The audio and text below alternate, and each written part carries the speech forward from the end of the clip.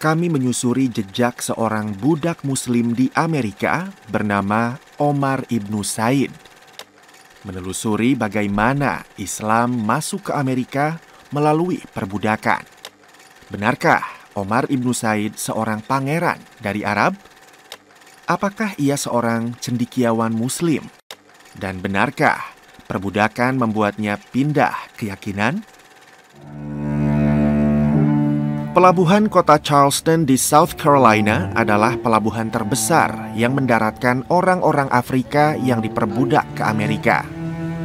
Omar Ibnu Said dibawa ke kota itu tahun 1807.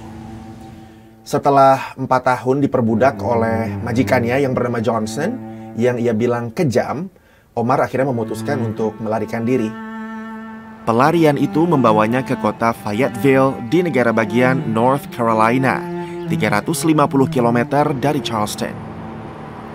Dalam pelarian itu, Omar ditangkap pihak berwenang setelah terpergok memasuki sebuah gereja untuk berdoa. Selama di penjara selama 16 hari, Omar menulis tulisan-tulisan berbahasa Arab di dinding sel yang ia tempati dengan pakai arang yang ada di situ. Nah, itu menjadi awal dari babak baru kehidupan Omar.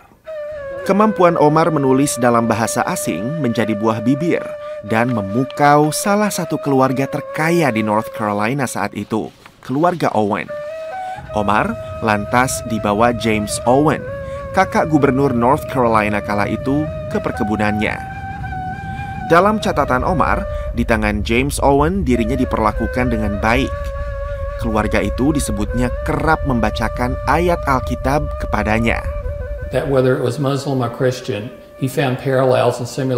Omar menemukan persamaan antara Islam dan Kristen.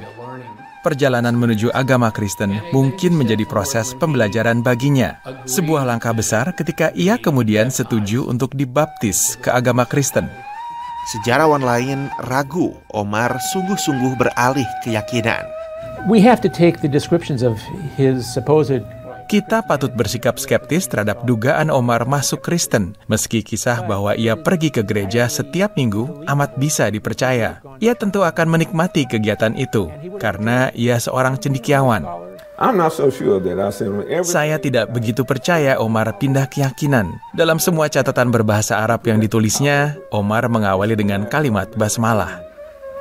Tak ada yang tahu keyakinan mana yang dianut Omar di sisa hidupnya, meski jejak keislamannya tergores jelas dalam tulisan tangannya.